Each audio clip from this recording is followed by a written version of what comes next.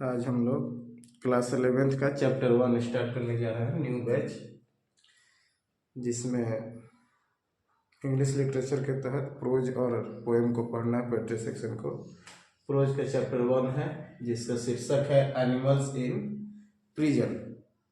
Prison का मतलब होता है जेल। जेल में जानवर या जेल के जानवर के बारे में पढ़ने जाएंगे। किसके द्वारा ये लिखा हुआ है? ये जो स्टोरी है जवाहरलाल नेहरू के द्वारा लिखा हुआ है। और इसके लिए पाठ्य पुस्तक बिहार बोर्ड का क्लास 11th का पाठ्य पुस्तक का नाम है रेनबो पार्ट 1 यानी कि भाग 1। आज सबसे पहले इंट्रोडक्शन हम लोग पढ़ेंगे। इंट्रोडक्शन अबाउट ऑथर, हेडिंग डालेंगे इंट्रोडक्शन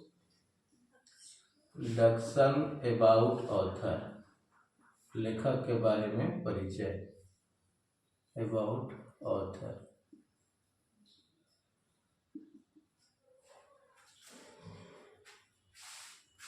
लिखा हुआ है Jawaharlal Nehru born in 1889 and died on 1961। तो born इनका नंबर 1 में डाल देंगे। जन्म इनका हुआ है born in 1889 and second died on 1964। ठीक है। ये भारत के प्रथम प्रधानमंत्री रह चुके हैं। ये पहले से भी हम लोग को सामान्य ज्ञान पता होगा, और खास करके ये बच्चों के बीच में लोकप्रिय थे, पॉपुलर थे, फेमस थे एज चाचा नेहरू। दूसरा इनके बारे में लिखा हुआ है he was first prime minister, first prime minister of India, of our country या इंडिया, जो भी लिखना है उसको लिख सकते हैं। क्लियर है?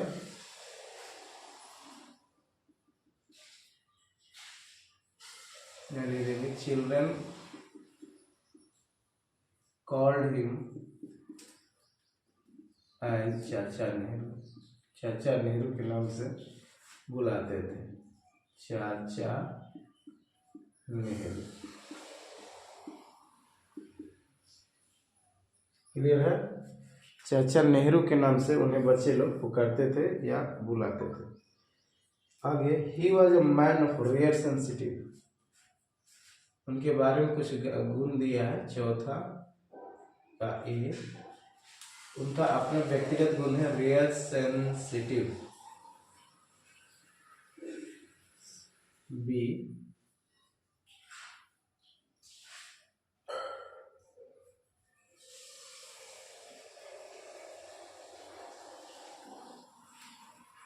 देखिए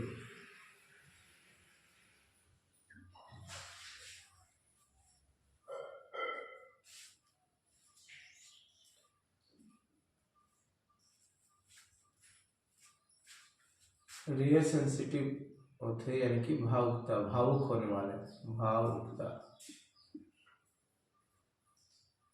या अति संवेदनशीलता। रियल सेंसिटिव का मतलब लिखिए इसका मीनिंग। इसका नहीं से स्टार्ट किया है। ठीक, कोई बात नहीं। संवेदनशीलता यानी कि बहुत सेंसिटिव, इमोशनल व्यक्ति थे।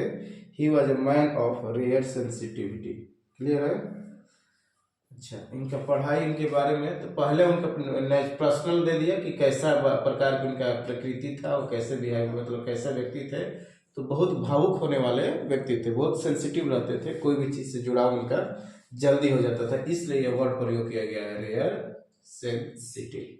दूसरा, वो शिक्षित थे, पढ़े लिखे व्यक्ति थे, एडुकेटेड मतलब शिक्षित। लेकिन शिक्षित कहाँ से हुआ है? एडुकेटेड एट, यूनिवर्सिटी का नाम दिया है हायरो एंड कैम्ब्रिज यूनिवर्सिटी। दो यूनिवर्सिटी है, हायरो एंड, हायरो एक अलग विश्वविद्यालय है और कैम्ब्रिज अलग विश्वविद्यालय है। कैम्ब्रिज का नाम सुने होंगे, मूवी में भी दिखाया जाता है इसका scene, Cambridge University. Harrow and Cambridge University में ये अपना शिक्षा ग्रहण किए। किए थे, लिखिए।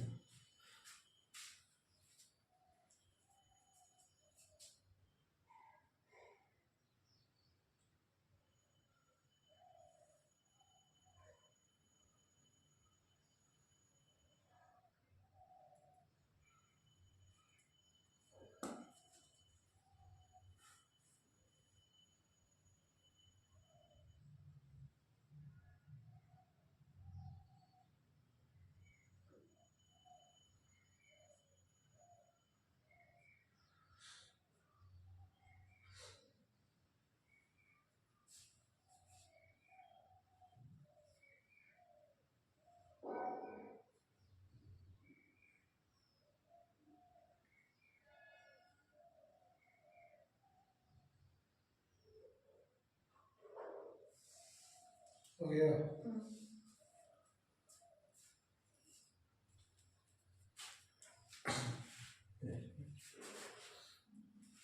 ठीक है, आगे बढ़ेंगे। तो यहाँ तक क्या हम लोग समझे कि उनका जन्म 1889 में और मृत्यु 1964 में हुआ था। वो हमारे देश के, भारत के प्रथम प्रधानमंत्री थे। और बच्चे उन्हें लोग प्यार से या बच्चों के बीच में चाचा नेहरू के नाम से जाने जाते थे। अगर उनका व्यक्तिगत कहा जाए तो वो अति संवेदनशीलता वाला व्यक्तित्व के व्यक्ति थे। पर्सनालिटी उनका है रियल सेंसिटिव, और शिक्षित यानी शिक्षा यानी पढ़ाई किए हैं हैरो और कैम्ब्रिज विश्वविद्यालय से। ठीक है, आगे ही बिकेम अ बैरिस्टर, आगे जाकर वह वकील का काम किए हैं। बैरिस्टर मतलब क्या होता है? वकील, अधिवक्ता, एडवोकेट जिसको सिंपल में बोलते हैं, या लॉयर बोलते हैं। 10th क्लास में पढ़े थे लॉयर वाला। तो बैरिस्टर का कार्य किया है। He became a barrister after studying natural science and law and returned to India in 1921. वो कौन सा चीज का पढ़ाई किए? बैरिस्टर कब बने? आफ्टर स्टडिंग,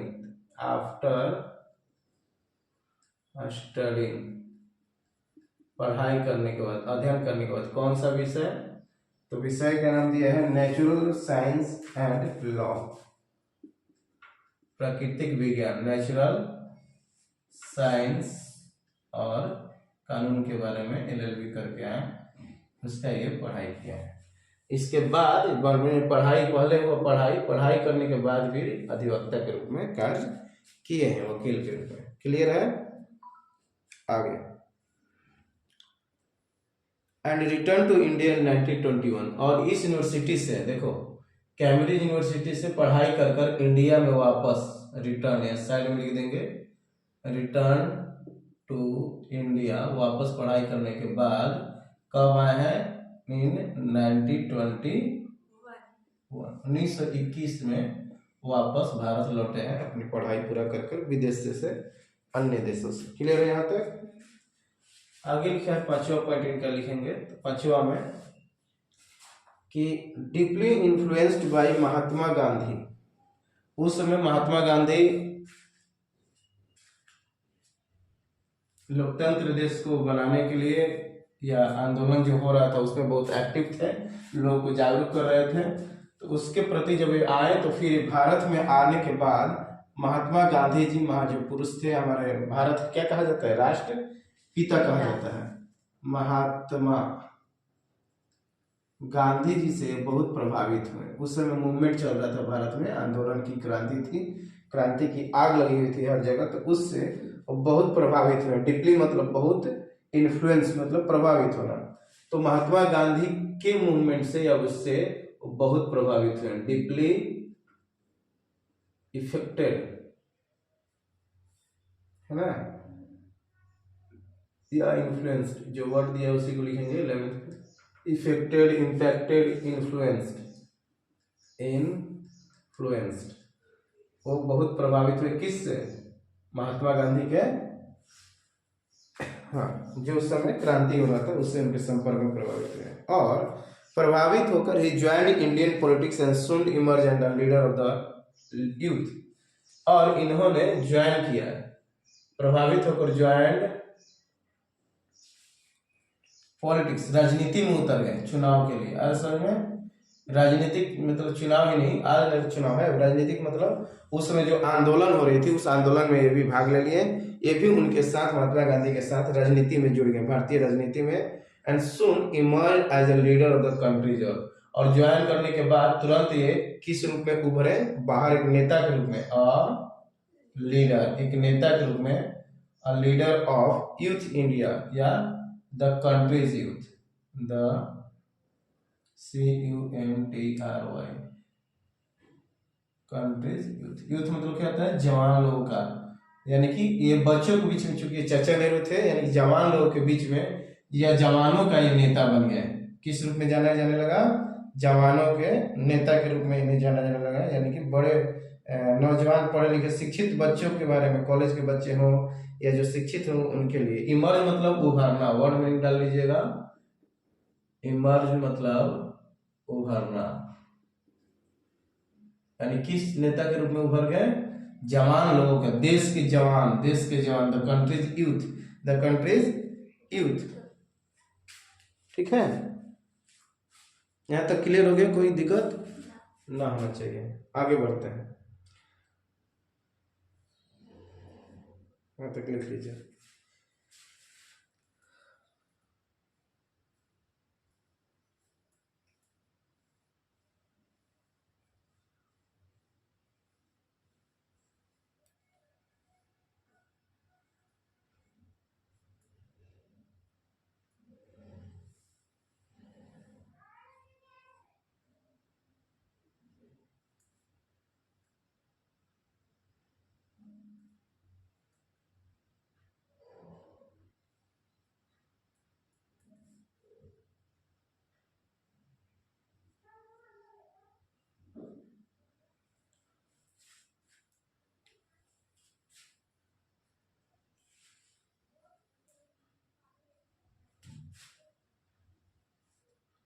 चलो,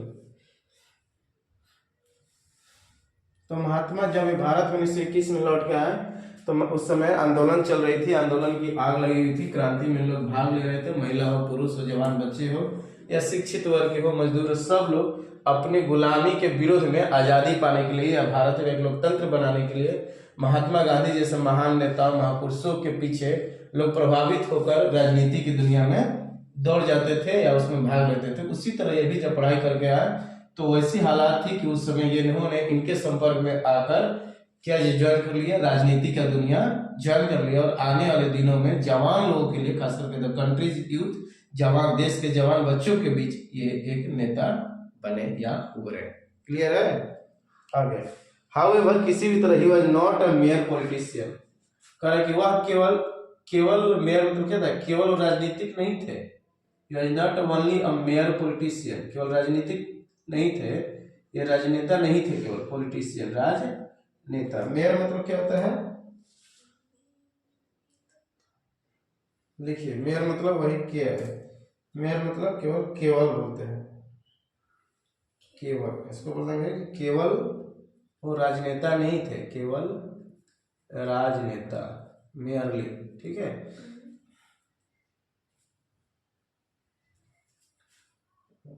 तो वह केवल राजनेता के रूप में नहीं बल्कि he was also a dreamer, उनके बारे में गुण दिया है चौथा छवा का A, mere politician, he was not only mere politician.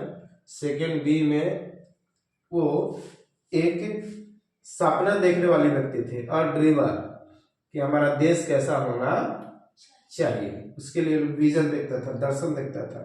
और तीसरा आइडियलिस्ट, विचारक थे, आइडियलिस्ट मतलब एंड आइडियलिस्ट, विचार करने वाले, देश के बारे में भलाई को सोचने वाले विचारक थे। आगे ह्यूमनिस्ट, मानववादी थे, उनके बारे में गुण दिया है ह्यूमनिस्ट, मानववादी, humanism, humanist, and artist in words as well, और उनका जो वर्ड था वो एक्चुअली में वर्ड में क्या थे, कलाकार थे, वर्ड्स एज वेल, वर्ड्स के क्या थे, आर्टिस्ट थे, कैसे प्रयोग करना है उनके भाषणों से लोग ज्यादा क्या होते थे, प्रभावित होते थे, शब्दों का जादूगर थे।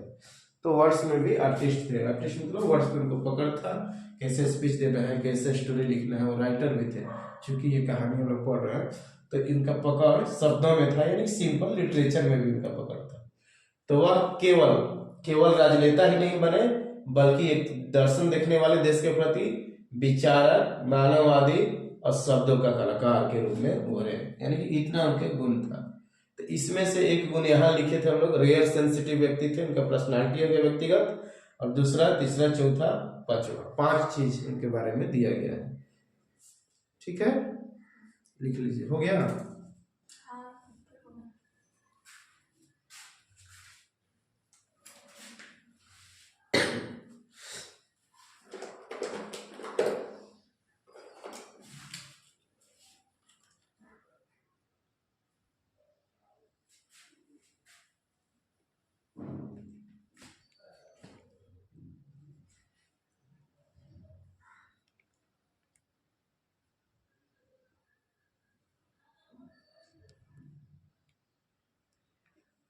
फर्स्ट और सेकंड पर मिटा देता हूँ।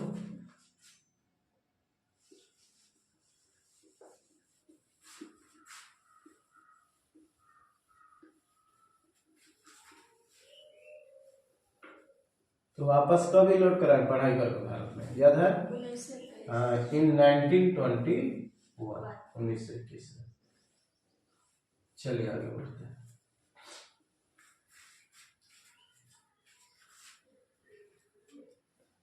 अगला पॉइंट है हिज वर्क्स, इनके कुछ काम हैं, यानी इनके द्वारा रचित कहानियां हैं, उसके बारे में हम लोग पढ़ेंगे।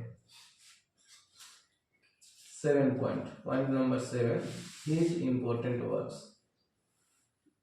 उनके महत्वपूर्ण कार्य, उनके द्वारा लिखित किताबें, कहानियां, important works, his important works. Number 1 ए, क्या क्या बुक का नाम दिया है?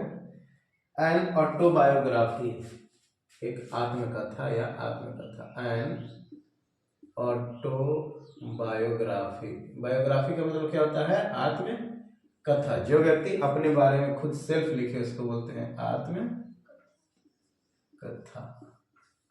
ठीक है, autobiography. Second one, the discovery of India, Bharat की खोज। The discovery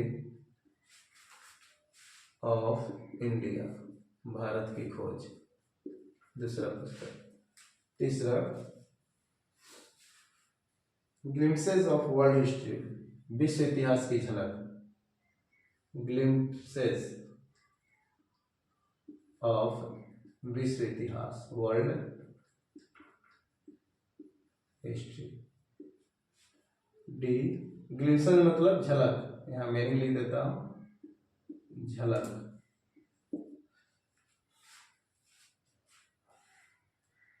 letters from father to his daughter, चौथा बुक का नाम है letters from his father to a daughter, एक पिता की तरफ से पुत्री को पत्र जो गया उसके बारे में। Letters from his father to a daughter, letters from a father to his daughter है जी। Letters from a father, letters from a father to his daughter, अपने पुत्री के पास पत्र लिखा है।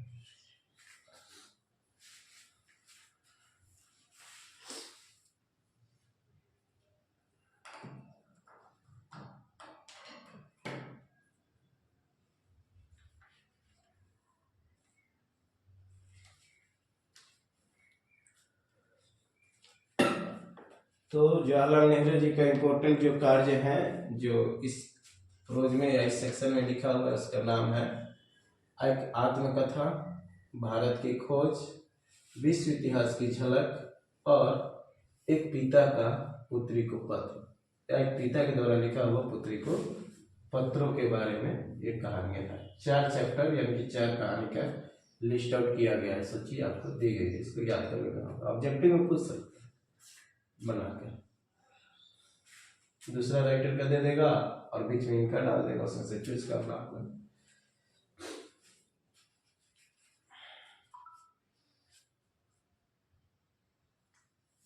आगे बढ़ो। ठीक, are remarkable for a rare vigour and beauty. कह रहे कि ये जो काम है ये रिमार्केबल है। इनका 2 वर्ड दिया है। ए कि ये जो जितने काम हैं, ये चारों जो काम है वो रिमार्केबल। रिमार्केबल मतलब टिप्पणी करने योग्य, यानी कि अच्छा, यही ना रिमार्केबल। इसका वर्ड मीनिंग में लिखा जाता है, लिख लीजिए रिमार्केबल।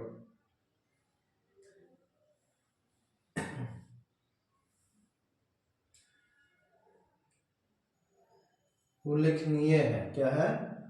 उल्लेखनीय या अद्भुत, यानी कि अच्छा चीज। इनके जो फेमस उल्लेखनीय है, are remarkable and for a rare vigour and beauty. किसके लिए? Rare vigour, VIGOR vigour and beauty के लिए ये उल्लेखनीय है, अद्भुत है, अनूठा है, अलग है, असाधारण भी बोल सकते हैं, विलक्षण। इसका 2 वर्ड है। विलक्षण माने कि अच्छा गुण है, अलग हटके, और असाधारण 3 हिंदी इसका आता है। असाधारण, असाधारण, ठीक है। एक वर्ड है विगर। विगर का भी लिख लीजिए आप लोग, VIGOUR। विगर मतलब ताकत, विगर मतलब ताकत, शक्ति, ऊर्जा। यहाँ पे लिख सकते हैं ऊर्जा और सौंदर्य। ऊर्जा और सौंदर्य जो रेयर है वो इस कहानी में दिखाया गया है। RARE, रेयर मतलब दुर्लभ जो होता है, जो बहुत कम लोगों में दिखाई देता है या कम पाया जाता है, दुर्लभ, रेयर चीज। जैसे रेयर सेंसिटिव था, अति संवेदनशील, उसी तरह अति मजबूत, अति ताकत, अति ऊर्जा वाले और सौंदर्य वाले चीजों को इसमें रिमार्क किया गया है। जैसे उनकी अपनी आत्मकथा, भारत की खोज कैसे हुई, विश्व इतिहास की झलक, और एक पिता का पुत्री के पास लिखी हुई पत्र के बारे में। तो इनमें 2 चीज लिखा गया है कि इनका जो इम्पोर्टेंट काम था रिमार्केबल, उल्लेखनीय है, असाधारण है, विलक्षित है, और जो खास करके दिखाया गया इस कहानियों में कि क्या ताकत है, क्या शक्ति है, क्या ऊर्जा है, और सौंदर्य को दर्शाया गया। क्लियर? आगे पॉइंट नंबर 8। आगे बढ़ते हैं। लिखा है कि they establish him as a master of English prose. लोग इनको, जवाहरलाल नेहरू को क्या कहते थे? मास्टर ऑफ इंग्लिश प्रोज, गुरु थे। अंग्रेजी कहानी का क्या थे? गुरु थे। मास्टर ऑफ इंग्लिश प्रोज के नाम से इन्हें जाना जाता था। ठीक है, मास्टर ऑफ इंग्लिश प्रोज, इसको रट लेना, 1 नंबर ये बन सकता है। Which writer is known as master of English prose? तो जवाहरलाल नेहरू। दे लिखा है, दे मतलब लोग, यहाँ के जनता लोग इनको, या जो भी अंग्रेजी साहित्य के जो लेखक हुआ करते होंगे, कवि हुआ करते थे, इनको कहानियों का क्या कहते थे? मास्टर है। एक वर्ड दिया एस्टैब्लिश्ड। एस्टैब्लिश मतलब क्या होता है? स्थापित करना। एस्टैब्लिश मतलब स्थापित करना। लिख देता हूँ साइड में, स्थापित करना। जैसे स्कूल का देखिए होगी बोर्ड पर, एस्टैब्लिश्ड इन 1999, 1990 से विद्यालय स्थापित है, या हॉस्पिटल स्थापित है, तो लिखा रहता है बोर्डों पर एस्टैब्लिश। ठीक है, एस्टैब्लिश मतलब स्थापित करना। इसी में मेंट लग जाएगा, MENT। एस्टैब्लिशमेंट मतलब स्थापन, स्थापन वर्ष क्या है। ठीक है, तो उसमें सफिक्स जोड़ के एक वर्ड हो जाएगा स्थापन। MENT जोड़ देंगे तो स्थापन हो जाएगा।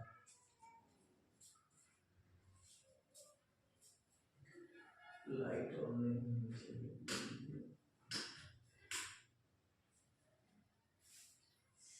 आगे बढ़े। While in prison before independence, कह रहा है कि भारत के आजादी होने के पहले, बिफोर इंडिपेंडेंस मतलब क्या होता है जी? स्वतंत्रता होता है ना, independence day, independence day. Before independence, स्वतंत्रता या आजादी के पहले वो कहाँ थे? जेल में। इनको जेल में डाला गया था। क्यों? आंदोलन ले लोग कर रहे थे, बड़े बड़े नेताओं को जेल में डाला गया था।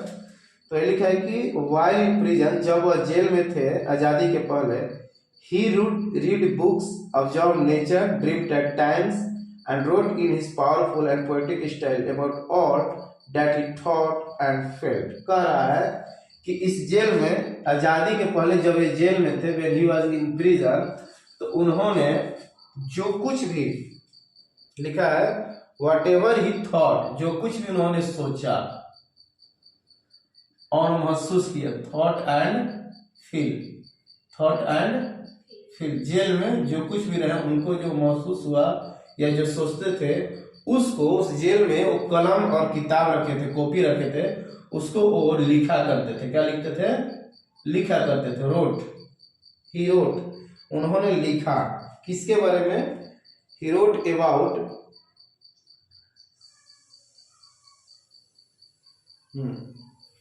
जैसे क्या क्या जेल में करते थे। तो सबसे पहला इनका गुण है कि अंदर जब जेल में थे तो नंबर 1 यहाँ पर एरो मार्क डाल के रीड्स बुक, किताबें पढ़ा करते थे जेल में।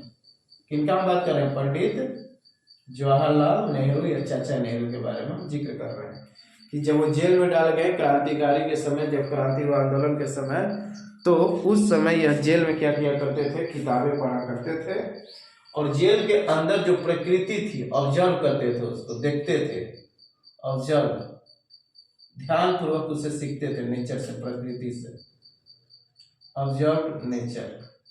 Third one, dreamed at times, सपने भी देखते थे कुछ समय, ड्रीम्ड, और उस समय सपने भी देखे कि हमारा देश कैसा होना चाहिए, एक आजाद देश के बारे में लोग सोचा करते थे। महान पुरुष थे, देश के भलाई के लिए से सोचते थे।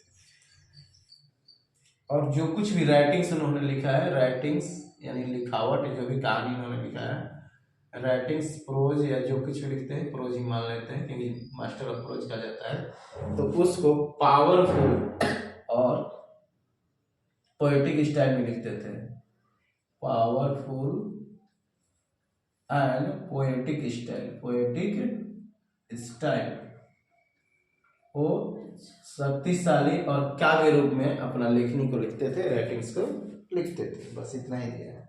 तो जो कुछ भी जेल में उन्होंने अनुभव किया, जो कुछ भी उन्होंने एक्सपीरियंस किया, उसको जो सोचते थे या जो महसूस करते थे, उसको अपने कहानी के रूप में, कविता, काव्य रूप से मधुर वर्ड में वो लिखते थे। उनका तरीका था पावरफुल एंड पोएटिक स्टाइल, लिखने का तरीका। राइटिंग्स मतलब लेखन, कहानियां।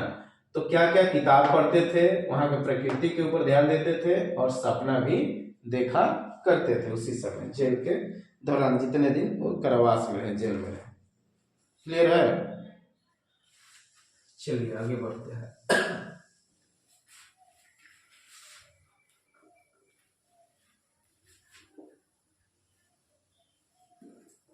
कोई वर्ड मीनिंग छूटा है? छूटेगा तो बोलिएगा, उसको दिखा दूंगा। आगे है लास्ट पॉइंट, सेकेंड लास्ट मान लेते हैं, 10वां point, 10th one.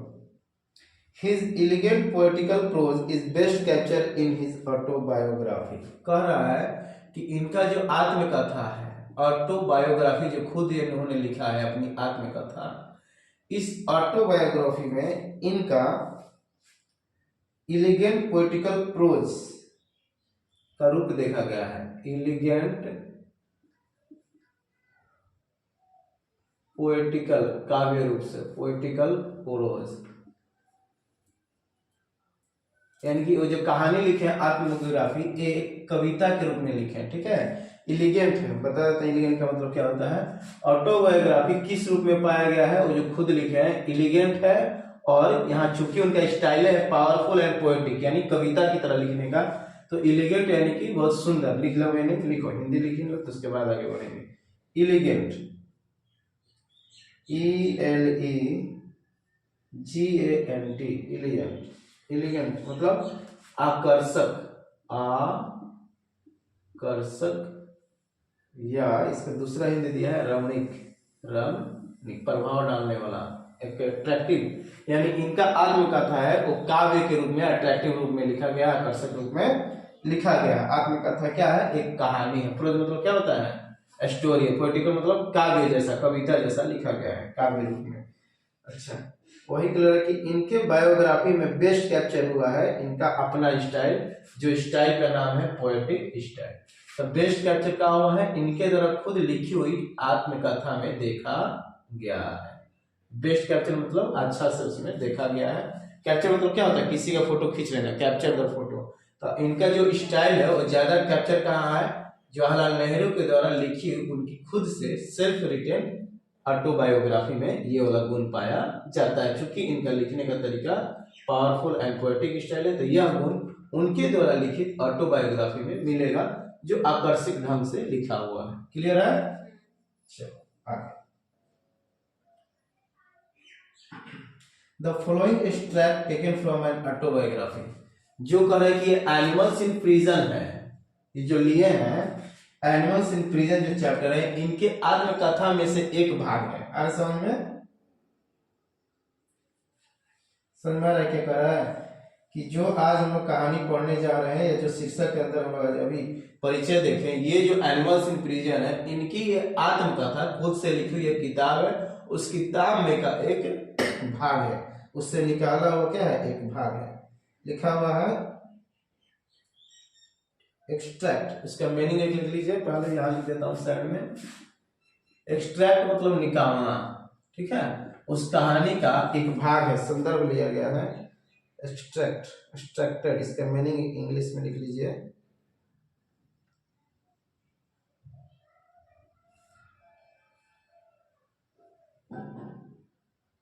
To take something out, to take something out, यानी कि इस आत्मकथा में से कुछ चैप्टर बाहर निकाला गया, और उस चैप्टर का नाम है एनिमल्स इन प्रिजन। उदाहरण बोलते हैं, अगर हिंदी के इसका देखें, इसका लिख दीजिए, शुद्ध हिंदी होता है एक्सट्रैक्ट, उदाहरण।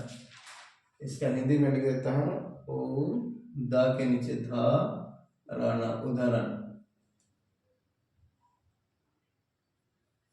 या सार भी बोला जाता है, सार सार इसेंस, ठीक है।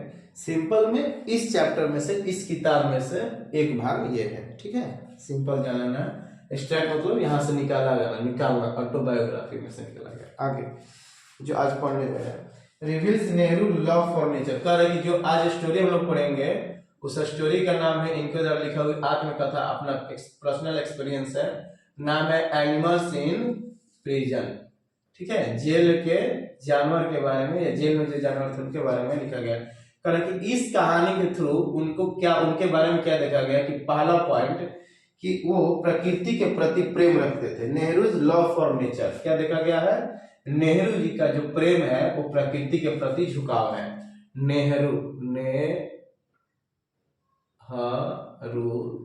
नेहरूज लव फॉर नेचर, प्रकृति के प्रति प्रेम। क्लियर है? प्रकृति के प्रति प्रेम को देखा गया है, love for nature, love for nature. दूसरा, it is remarkable how he derives pleasure from watching different animals. और यह इसमें उल्लेखनीय है, पहले बता चुके हैं, रिमार्केबल मतलब लिखना, उल्लेखनीय है इसमें कि किस तरह उनको खुशी मिलती थी अलग अलग जानवरों को देखने में। ही डिराइव्स प्लेजर, डिराइव्स मतलब निकालना, डिराइव्स मतलब क्या होता है, निकालना, डिराइव्स निकालना या प्राप्त होना। तो उनको विभिन्न डिफरेंट एनिमल्स को जेल में देखकर, डिफरेंट एनिमल्स को देखकर, एनिमल्स को ये वॉच करते थे। वॉचिंग करने के बाद इनको क्या मिलती थी, एक प्लेजर मिलती थी। प्लेजर मतलब खुशी, आनंद मिलता था। क्या मिलता था, प्लेजर। चूंकि यह प्राकृतिक से प्रेम करते थे, इनको खुशी मिलती थी। प्लेजर मतलब आनंद या खुशी। किस तरह ये खुश रहते थे, जानवरों से दोस्ती कर कर, या जानवर के प्रति ये प्रेम करते थे। क्लियर हो गया? आगे, and give respect even to the thinnest animal, और यह रिस्पेक्ट देते से टीनियस्ट, टीनियस्ट मतलब छोटा से छोटा, जैसे चींटी है, कितना छोटा प्राणी, उससे भी ये प्रेम करते थे। तो ही गिव रिस्पेक्ट, इनका अपना है कि उसमें देखा गया इस कहानी में कि वो आदर करते हैं, किसको रिस्पेक्ट देते हैं, to tiniest things, tiniest animal, the tiniest, tiny मतलब छोटा, टाइनिएस्ट एनिमल से भी ये प्रेम करते थे, उसको भी आदर सत्कार करते थे, उसको भी वैल्यू देते थे। टाइनिएस्ट एनिमल, जैसे कोई भी होता है, चींटी को नहीं मारना चाहिए, कोई है कि रगड़ देता है चप्पल से, है ना। तो जो प्रेम करेगा जानवर से, वो कभी नहीं चाहता है कि उसको हानि पहुंचे। जैसे कोई डॉग को पालन कर रहा है ना, डोमेस्टिक बना कर रखा, तो उससे प्रेम हो जाता है, परिवार जैसा जुड़ा सदस्य जैसा एक रिश्ता बन जाता है। इसलिए ये रहे थे जितने दिन जेल में, उतने दिन में वहां के जेल के अंदर जेलों में जितने जानवर थे उनसे इनको प्रेम हो गया था। चूंकि इनका अपना व्यक्तिगत गुण है कि वो प्रकृति से प्रेम करने वाले इंसान थे, जानवरों का ख्याल रखने वाला इंसान थे, और वो आदर सत्कार भी करते थे। क्यों ना, और छोटा से छोटा जानवर, लाइक एग्जाम्पल ले लेंगे एंड, लाइक एंड, चींटी जैसा, एंड्स चींटियों जैसा छोटा से छोटा प्राणी। आगे बढ़ो। या इंसेक्ट्स हो सकते थे, कीड़ा जो होते हैं इंसेक्ट्स, इंसेक्ट्स कीड़ा, उससे भी प्रेम करते थे। आगे, हाँ, the peace is wonderful example of live and let live. ये जो पीस है, पीस मतलब क्या होता है, एनिमल्स इन पीस मतलब ऐसे टुकड़ा होता है। ये जो पीस लिया गया है इसका पीस है, ऑटोबायोग्राफी किताब उसका एक टुकड़ा है, एक भाग है। तो ये जो पीस है, पीस मतलब एक भाग, इस भाग को कहा गया है कि ये एक बहुत अच्छा, एक अद्भुत, वंडरफुल मतलब क्या होता है, अद्भुत, अद्भुत उदाहरण है किस चीज का, a wonderful example of, wonderful, जियो और जीने दो, जियो और जीने दो का एक बहुत बड़ा उदाहरण है ये कहानी, जो ऑटोबायोग्राफी में जवाहरलाल नेहरू के द्वारा लिखा गया है। डायलॉग पहले भी शायद हम 10th में पढ़े हैं, लिव एंड, ये लोग डायलॉग पढ़ा था ना, जियो और जीने दो, live and let live. Clear है यहां तक? तो इंट्रोडक्शन पार्ट खत्म हो गया।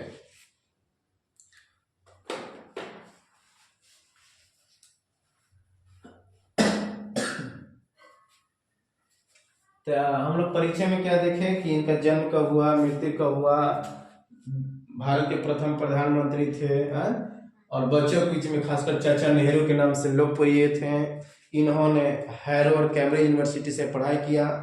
पढ़ाई करने के बाद इन्होंने भारत 1921 में लौटा, फिर महात्मा गांधी के संपर्क में आने से उनसे प्रभावित होकर राजनीति ज्वाइन किए, और बहुत जल्द ही एक भारत के युवा नेता बनकर उभरे, है ना।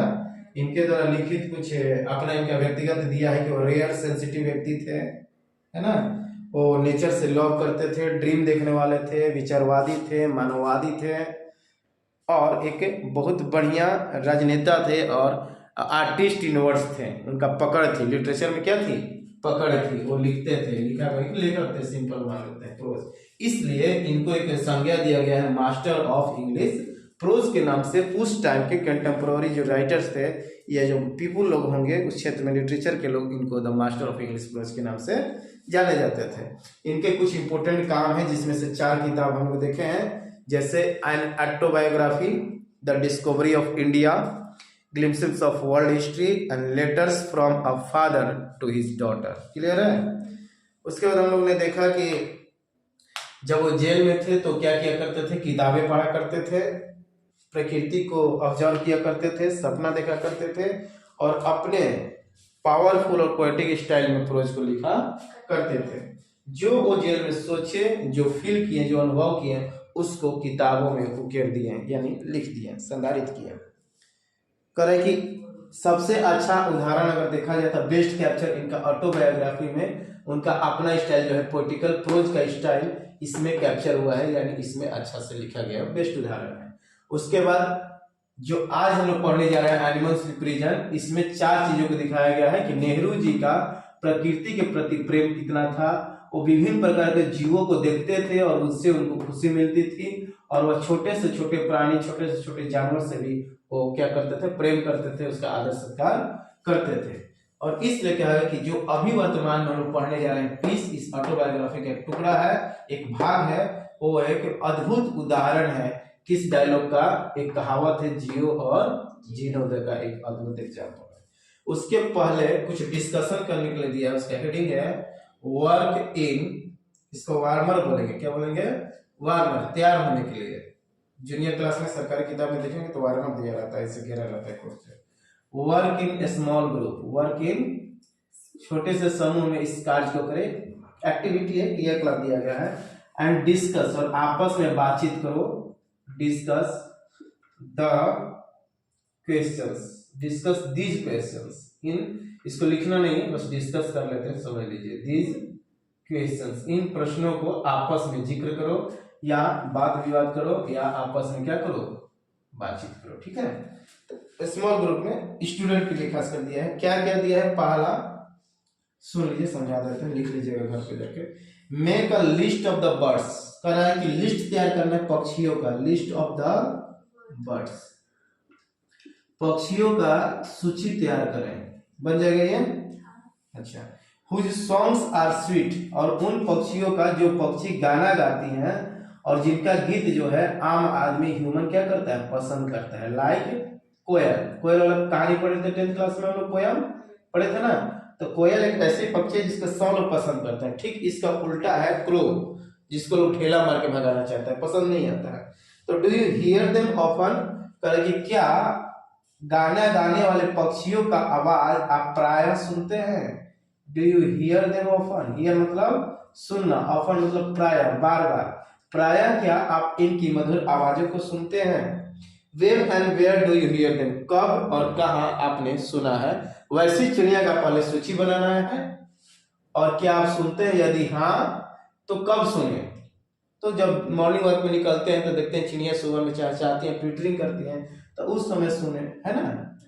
भोर में कोयल आवाज देती है, या जब लिख सकते हैं कहीं मेला घूमने गए तो देखे चिड़ियों का झुंड था, या पानी के जो टंकी होता है उस पर बैठी रहती है ना। अपना से विचार लिखना है। सिंपल एक क्रिया क्रियाकलाप है, इससे कोई लेना देना नहीं है, सिंपल एक ही इससे करना है कि वैसे पक्षियों का नाम जाने। इसका उद्देश्य क्या है कि वैसे पक्षियों का नाम जाने जो मधुर गीत गाती है, वैसे 2-4 पक्षियों का लिस्ट बनाना है। सिंपल उसके लिए दिया गया क्रियाकलाप। दूसरा, what is the relation between birds and trees, कह रहा है कि रिश्ता क्या है। What is the relation between A birds and trees, पक्षी और पेड़ों के बीच में क्या संबंध है। आप क्या लिखेंगे अगर पूछ रहे तो संबंध तो है ना जी, उसके लिए घर है, घोंसला उसी में बनाती है, उसके लिए वो दुनिया है, सब कुछ है। दिन भर इधर उधर दौड़ती है, काम करती है, और शाम को आश्रम करने के लिए एक ही स्थान है, ट्रीज है। धूप हो, बरसात हो, गर्मी हो, आंधी तूफान आया हो, कौन बचाता है, पेड़ में लोग छिप जाता है घोंसला में अपना। तो बहुत सारा रिश्ता है, अपना से इमेजिन करके लिख सकते हैं। लिखा है, can you imagine birds without trees, क्या बिना पेड़ पौधे का आप पक्षी को कल्पना कर सकते हैं। नहीं हो सकता है। बिना पेड़ पौधे के क्या वो खाएगी, कहाँ वो रहेगी, इसका इमेजिन ही नहीं कर सकते। नो, तो लिख देंगे नो। और कारण पूछेगा तो लिख सकते हैं कि from where they will get food and from where they will live, वो कहाँ रहेंगे, कहाँ वो क्या करेंगे, भोजन पाएंगे। तीसरा है क्वेश्चन, जस्ट डिस्कस दिया है कि जानवर और प्रकृति के बीच में क्या एक रिश्ता है, उसको दिखाने के लिए। तीसरा, डू यू लव एनिमल्स, क्या आप जानवर से प्रेम करते हैं। डू यू लव एनिमल्स, क्या आप जानवर से क्या करते हैं, प्रेम करते हैं। How do you show your love to them, किस तरह आप अपना प्रेम उनके प्रति व्यक्त करते हैं। जैसे मान लो लिली है, तो लिली के लिए खास करके लोग क्या करेगा, उसको ख्याल रखेगा, भोजन देगा, दूध देगा, रोटी देगा। या जो ज्यादा प्रेम करता है आएगा तो उधर से वो बिस्कुट लेते आएगा, भले उसको कल भूखे उसको बिस्कुट देगा। सिंपल में हम लोग को जानवर से प्रेम करना चाहिए, और किस तरह आप प्रेम करते हैं अपने शब्दों में इसको डिस्कस करना है या लिखना है। ठीक है, तो हम लोग 2 चीज पढ़ लिए आज, इसका परिचय और स्मॉल ग्रुप डिस्कशन।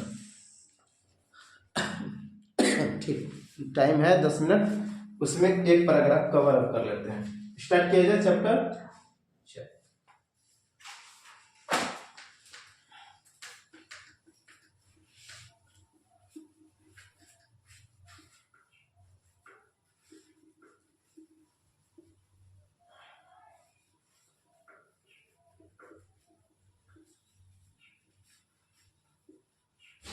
ठीक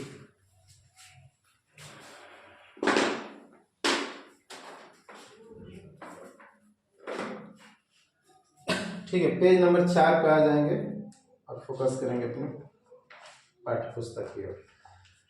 हेडिंग दिया है एनिमल्स इन प्रिजन, जेल में जानवर, है ना। जेल के जानवरों के बारे में हम जिक्र करने जा रहे हैं, जो जवाहरलाल नेहरू जी का एक आत्मकथा किताब है, उस किताब का एक टुकड़ा है, भाग लिया गया, वहां से निकाला गया है। तो हेडिंग यहाँ डाल देते हैं, animals in prison, page number 4 और पैराग्राफ नंबर 1 हम लोग अध्ययन करने ज्यादा है। क्लियर है? स्टार्ट करते हैं। नंबर 1 कहाँ से स्टार्टिंग है? फॉर से। ठीक।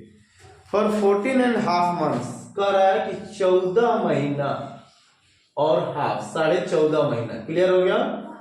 14.5 months यानी कि 12 दूनी 24, सॉरी 1 साल हुआ, यानी 1 साल और फिर हाफ मंथ ले लेंगे तो जनवरी फरवरी यानी कि मार्च का आधा तक, यानी 15 मार्च तक 2 साल पूरे, सॉरी 1 साल पूरे कंप्लीट ले लेंगे तो 1 ईयर हो गया, 12 महीना बचा 2, तो जनवरी पर, फरवरी पर, मार्च 15 तक मान लेते हैं समझने के लिए। ठीक है, अप टू मार्च 15। तो फॉर 14.5 months 14 और 14.5 महीना के लिए I lived in my little cell और रूम इन देहरादून गोयल। ठीक है, अब सुनो, ये आई जब प्रयोग हो रहा है तो लेखक है जो लिखा है, कौन लिखा है? जवाहरलाल नेहरू खुद कह रहे हैं कि मैं जेल में 14.5 महीना गुजार चुका हूं और मेरे लिए क्या एक छोटा सा सेल था। सेल मतलब घर, छोटा सा कारागार बनाया गया था, जेल बनाया गया था, सेल पड़े हुए हम लोग उसमें, लॉयर वाले में 10th क्लास में पढ़े थे ना, जेल में था, सेल्स में। अच्छा, I live in my little cell और रूम, सेल या रूम उसको कह लीजिए, छोटा सा इनको कमरा मिला था, in Dehradun jail, GAOL, jail मतलब वही जेल होता है। देखो तो आज का पहला मीनिंग GAOL, इसका हम लिख सकते हैं JAIL, जेल। क्या पढ़ेंगे? जेल या प्रिजन। देखो 3 मीनिंग हो गया, तीनों का मतलब जेले होता है, तीनों का मतलब क्या होगा? जेल। ठीक है, कैद खाना मीनिंग दिया होगा, आप लिखिए ना पहला वर्ड। हाँ ठीक, GAOL, जेल। ठीक। And I began to feel as if I was almost a part of it. मैंने, कह रहे हैं जवाहरलाल नेहरू जी, कि मैंने 14.5 महीना जेल में रहा और मुझको एक छोटा सा कमरा मिला था, और मैं कौन सा जेल में रहा था? जेल का ऑब्जेक्टिव क्वेश्चन आ सकता है, देहरादून जेल। याद करना है कौन सा जेल? देहरादून। देहरादून कहाँ है? ये छत्तीसगढ़ में। कहाँ की राजधानी है देहरादून? राजपुर है। तो कहाँ का देहरादून कहाँ है? कुछ आइडिया है, नॉलेज? उत्तराखंड का राजधानी है देहरादून। ठीक ना, उत्तराखंड। कहाँ का? उत्तराखंड का। ठीक, आगे बढ़ते हैं। तो कह रहा है कि मैं जैसे से जेल में रहने लगा, वो जवाहरलाल नेहरू जी कह रहे हैं कि आई बिगेन टू फील, मैं महसूस करना प्रारंभ कर दिया, as I was almost a part of it, मैं ऐसा महसूस करने लगा कि मैं जेल का एक भाग हूं, मैं एक अंग हूं। कैसा बन गया हूं? A part of jail, a part of it. It किसके लिए लग रहा है? जेल के लिए। देख लीजिए बोर्ड पर, कह रहा है कि मैं 14.5 महीना जेल में रहा, जो जेल है उस जेल का नाम है देहरादून जेल, और हमको वहां छोटा सा कमरा मिला था, माई लिटिल सेल्स रूम्स, और जैसे मैं वहां रहना स्टार्ट किया मुझे महसूस होने लगा और मैं उस जेल का या उस जीवन का एक भाग बन गया। क्लियर है? आई was almost a part of it, मैं लगभग उसका एक अंग बन गया, उस जेल का भाग बन गया।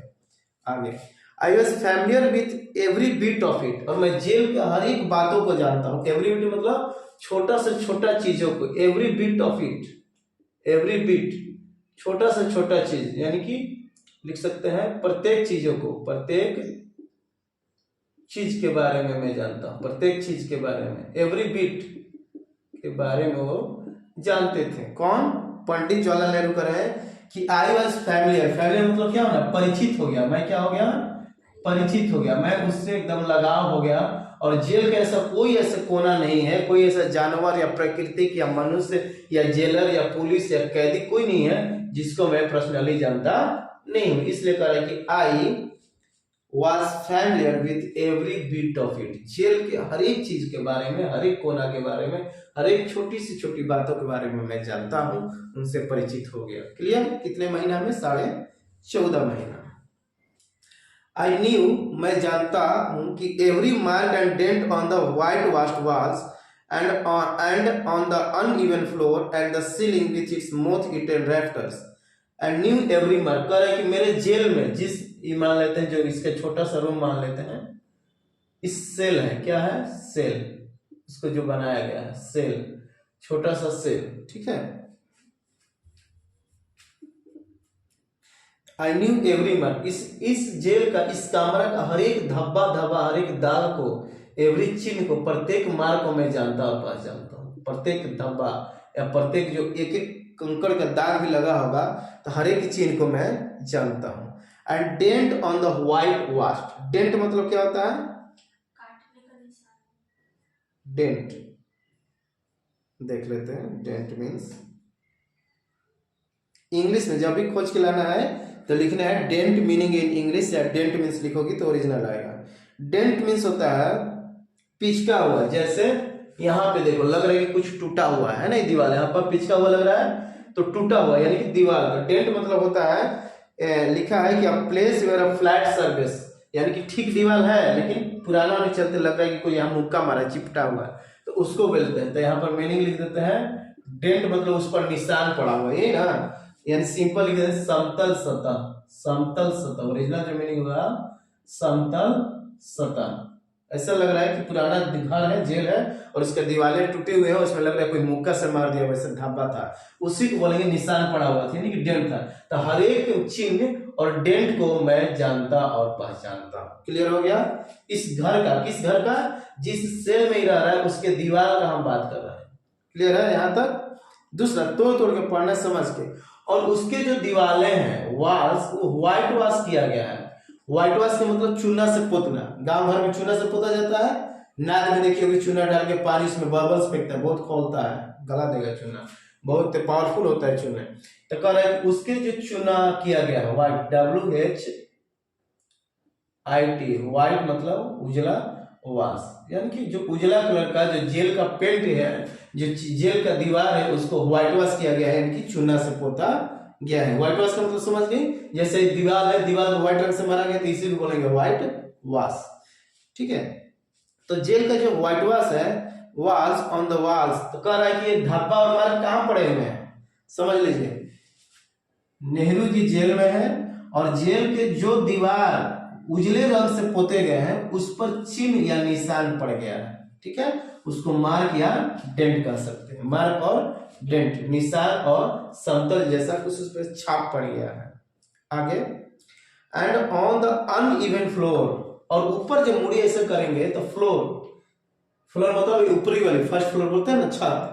तो जो फ्लोर है इस जेल का ही बात, तो पहले तो हम दीवार में बात कर लिए, इसको पकड़िएगा। पहला दीवार, दूसरा जेल का जो फ्लोर है, सतह, ऊपरी वाली सतह, फ्लोर। क्यों? क्योंकि नीचे वाली सतह को सरफेस कहते हैं। अंतर समझ लीजिए, घर में जहां हम पैर रखे हैं वो हो गया सरफेस, पृष्ठभूमि, सरफेस, और जो ऊपर है वो क्या हो गया? फ्लोर। तो कह रहा है कि ऊपरी वाली फ्लोर में, ऊपरी सतह में या ऊपरी वाली छत में क्या देखा गया? वो अनइवन थे। अनइवन मतलब जैसे ये जो छत है ये अभी प्लास्टर है इसलिए बराबर दिख रहा है, लेकिन अनइवन छत का मतलब इसी तरह ढाल दिया है, ना प्लास्टर ना कुछ है, ऐसे गिट्टी दिख रहा है तो बालू दिख रहा है ना, तो अनइवन का मतलब बराबर नहीं है। तो जो अनइवन फ्लोर है, जो छत है, फ्लोर मतलब नीचे वाला, सीलिंग मतलब देख लेते हैं। अनइवन जो फ्लोर है एंड द सीलिंग, हाँ सीलिंग फैन ऊपर हो गया, ठीक कर लिए, फर्स्ट फ्लोर सेकंड फ्लोर। तो अनइवन यानी कि जो नीचे का जो जमीन है, सतह है, सरफेस मान लेते हैं इसको, सतह ऊबड़ खाबड़ है। अनइवन का मतलब क्या होता है? ऊबड़ खाबड़, बराबर नहीं है नीचे का। और ऊपर का जो सीलिंग है क्या कर रहा है? And the ceiling which is moth eaten rafter. सुन लो, जेल में जो सीलिंग है, सीलिंग मतलब जो छत वाला है, वो कैसा है? मोथ ईटन रैप्टर है। बता रहे हैं क्या होता है सीलिंग। जो ऊपर का जो सतह है, सीलिंग है, जिसमें पंखा, सीलिंग फैन नाम इसीलिए तो रखा गया है, सीलिंग फैन। तो जो फ्लोर है, निम्न सतह जो है वो अनइवन है, ऊबड़ खाबड़ है या बराबर नहीं है। और दूसरा जो सीलिंग है उसका गुण दिया है कि मोथ, मोथ मतलब कीड़ा होता है, मोथ ईटन रैप्टर्स। बता देते हैं क्या है, लिखिए। पुराने घरों में देखिए कि लकड़ी का क्या बेत डाला जाता है। क्या डाला जाता है? लकड़ी का बेत। जैसे मान लो खपड़ा का घर होता होगा पुराना, तो लकड़ी का मोटा ऐसे रंभा डाला जाता है। अभी भी मेरे घर में, अभी हम गए थे कल परसों, वहां भी दादाजी के घर में अभी है, पूरा मोटा मोटा लकड़ी का ऐसे पिलर टाइप में डाला जाता है। तो उसमें कह रहा है कि जो सीलिंग है वो मोथ ईटन रैप्टर्स है, MOTH। मोथ मतलब क्या लिखिए? लिखिए मीनिंग। छत, हाँ पतंगे ने छत्ते खा ली। देखो बताते हैं। मोथ ईटन रैप्टर्स, वैसे नहीं है। मोथ मतलब कीड़ा होता है, रैप्टर मतलब मैं लिखा देता हूँ, ठीक है।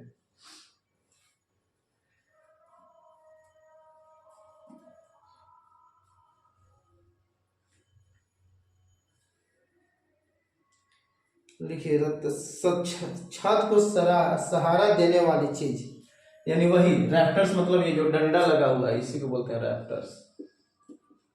जो पिलर लकड़ी का डला रहता है ना पुराने घरों में, खपड़ा वाला घरों में, तो उस जेल में जो छत को जो सीलिंग था वो किसके सहारे ढाला हुआ था? जो मोटे मोटे लकड़ी का लाठा थे, रैप्टर्स थे, उसी को बोलते हैं। लिखा हुआ है छत को सहारा देने वाली लकड़ी की कड़ी या धरन, सिद्ध में अपने भाषा में यहाँ हम लोग धरन बोलते हैं। धरन मतलब जिसपे कोई चीज रखा गया हो, ढाला गया हो। तो धरन था। तो धरन कैसे थे? कीड़े उसको खा चुके थे। क्या थे? कीड़े खा चुके थे। मोथ रिटर्न मतलब कीड़ा उसको, कैसे पुराना लकड़ी हो गया, जैसे हम कल घर पर सो गए थे पेंट हो रहा था, तो जो वो जमाने का हम लोग लकड़ी उतारे तो लकड़ी के टुकड़ा को हम जो पलटे तो देखे कि रोटेन हो चुके हैं। रोटेन मतलब गला हुआ, सड़ा हुआ, और उसमें से छोटा छोटा कीड़ा निकल एकदम धूल बन गया है। कैसे मूर्छा लग जाता है लोहा में, तो उसी तरह कई वर्षों से लकड़ी रखा हुआ था, उसको जब हम पलटते तो देखे उसका रंग एकदम ब्राउनिश हो गया है, एकदम धूल जैसा, बहुत असंख्य उसमें से कीड़ा निकल रहे हैं। तो उसी को बोलेंगे मोथ रिटेन राफ्टर्स। राफ्टर मतलब लकड़ी का जो मोटा धारा, धरन जिसको बोलते हैं, रखा हुआ। पिलर्स मान लेंगे, आज के भाषा में क्या बोलते हैं? पिलर्स। या और जाएंगे तो उसको कंडी बोलता है देहात में, कंडी। सीमेंट का कंडी ढलता है ना जी, उसी को, लकड़ी का जो कंडी होता है उसी को बोलते हैं राफ्टर। तो मोथ ईटन राफ्टर्स मतलब वो कैसे थे? कीड़ा, उसको कीड़ा एकदम सड़ा दिया था। तो अब जेल का पूरा परिचय समझ में आ गया। अभी गिजमिज हो गया तो आप लोग को नहीं समझ में आ रहा है, मैं क्लियर इसको बता देता हूँ। देखो जेल में दो चीज को फोकस किया है, दीवार के बारे में, इसको तोड़ के मैं समझा देता हूँ।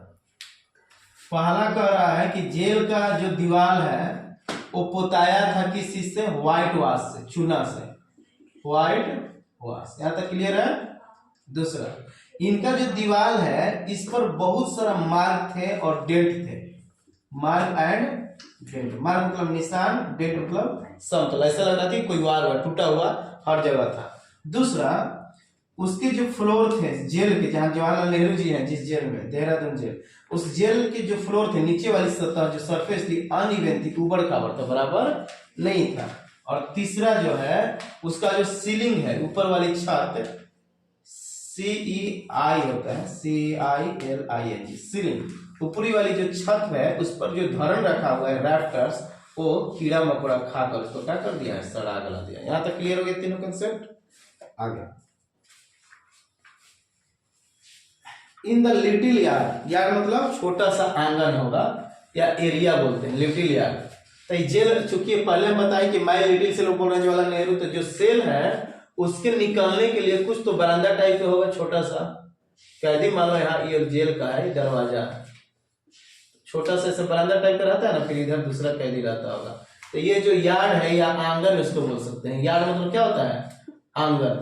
एक्चुअली यार्ड मतलब होता है आंगन। स्मॉल स्पेस बोल सकते हैं। जेल में इन लोगों को छोटा स्पेस घूमने फिरने के लिए दिया होगा, जेल से निकलता होगा। तो जो जेल का यार्ड था, आंगन था, इन the little yard outside I greeted little tufts of grass and odd bits of a stone as old friends। ये मिटा देता हूँ। देखिए इनका दोस्ती, चूंकि यह प्राकृतिक प्रेमी थे, लवर ऑफ नेचर थे, इसलिए इनकी दोस्ती, जब पहला दिन जेल से बाहर निकले, ये 14.5 महीना जेल में थे, जब आंदोलन छिड़ा था, उस समय का एक कहानी उनकी आत्मकथा है, उसमें ये अपना अनुभव को लिख रहे हैं कि मेरा जिंदगी कैसे बीता। तो इन the little yard outside I greeted little, सबसे पहले जेल के बाहर, यानी कि यार्ड में जब गए, सेल से बाहर ही निकल रहे हैं। ये सेल है, सेल से पंडित जवाहरलाल नेहरू बाहर निकल रहे हैं, यार्ड में है, और यार्ड में सबसे पहले उनका स्वागत हुआ, या इन्होंने स्वागत किया। अभिवादन करना मतलब स्वागत करना, ग्रीट मतलब क्या होता है? अभिवादन। Greeted little tufts, LITTLE, tufts. Tufts मतलब क्या होता है जी? छोटे छोटे, TUFTS, टफ्ट्स मीन्स होता है, लिख लीजिए, a small amount of hair grass it is growing together, घास के गुच्छे। टफ्ट्स मतलब घास की गुच्छे। यानी कि सिंपल में मान लो ये दरवाजा है और दरवाजा के बाहर जेल में कौन ध्यान देगा, कौन साफ सुथरा उतना रखता है पहले जमाना के जेल। तो वहां पर ऑटोमेटिक देखोगे कि मिट्टी का मान लो यह यार्ड है, आंगन है, तो उसमें पेड़ पौधा अपने से क्या होते हैं, उत्पन्न हो जाते हैं। ठीक है, तो वही करेगी। जैसे ही मैंने पैर बाहर रखा तो मुझे मैं किसको अभिवादन किया, मेरा दोस्ती सबसे पहले यहाँ पर घास के जो गुच्छे थे, जो जमे हुए घास थे, उससे हमारा पहला परिचय हुआ, ग्रीट हुआ, अभिवादन हुआ। किसका, पंडित जवाहरलाल नेहरू का। Tufts of grass, tufts of grass, झुंड या गुच्छे। आगे, and odd bits of stone. और जब हम मेरा पैर पड़ा तो पहले देखिए कि घास पूरा एकदम जंगली जैसा है, और दूसरा odds of bits, odd bits थे, ऑड बिट्स ऑफ स्टोन। मेरे पैरों में कंकड़ गले, यानी कि जो उसमें जेल के बाहर जो आंगन था उसमें जो पत्थर बिछाए गए थे वो ऑड थे, बराबर समतल नहीं था, उसके टुकड़े मेरे पैरों में क्या हो रहे थे, गड़ रहे थे। तो पहला दोस्ती किससे हुआ, स्टोन से और ग्रास से। दो गो इसका दोस्त हो गया पंडित जवाहरलाल नेहरू जी का। तो वही करे कि in the little yard outside a greeted little tufts of grass and odd bits of stone as old friends. आया था, ऑब्जेक्टिव क्वेश्चन बनता है, name old friends of Pandit Jawaharlal Nehru in the Dehradun jail.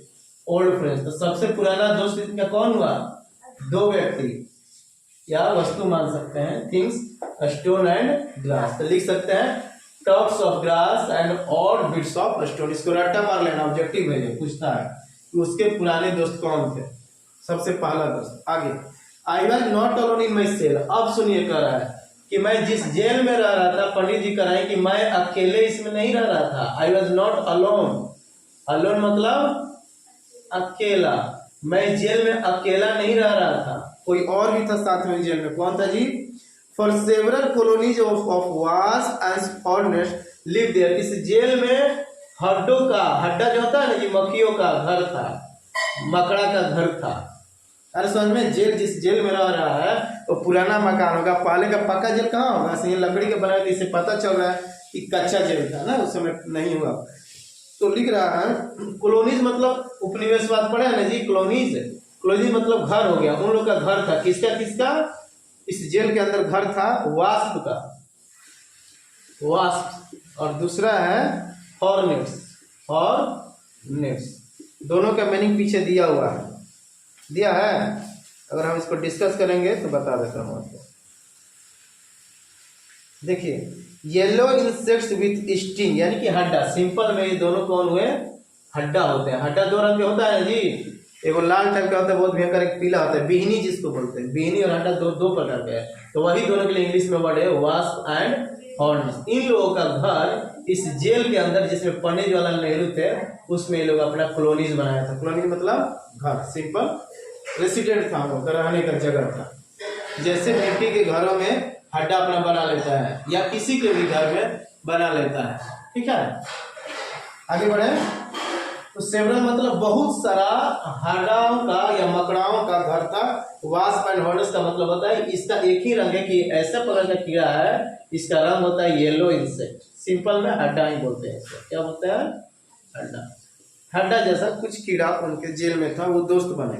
तो दूसरा दोस्त कौन है, पहला में परिचय हुआ घासों के गुच्छों से और पत्थरों से, और तीसरा में आ रहा है वास्प एंड हॉर्नेट्स। इसको एक जगह लिस्ट बना लेना है, पूछता है tufts, sorry TUFS, tufts of grass. दूसरा बिट्स ऑफ स्टोन, टुकड़े, बिट्स ऑफ स्टोन। तीसरा वास्प एंड हॉर्नेट्स। इनका ये दोस्त हैं लोग, क्योंकि ये प्रेम करते थे। आगे, लिव देयर, इनके जेल में अकेला नहीं रहते थे, बहुत सारे मधुमक्खियों का घर इनके घर रहता था। आगे बढ़ रहे हैं, and many lizards found a home behind the rafters. समझ में आ रहा है, उस जेल में जो धारण रखा हुआ था, धरन जो लकड़ी का जो पिलर या कुंडी, उसपे इसमें क्या थे, बहुत सारे लिजार्डों का घर था, छिपकली रहती थी। तो चौथा दोस्त कौन हुआ इनके जेल में, लिजार्ड्स। कौन थे, लिजार्ड्स। लिजार्ड्स कहाँ रहते थे, जो जेल के ऊपर धरन रखा हुआ था, लकड़ी का पिलर रखा हुआ था, उसमें लोग अपना घर बनाकर रहता था। Lizards found a home behind the rafters, rafters के पीछे लोग छिप कर रहते थे।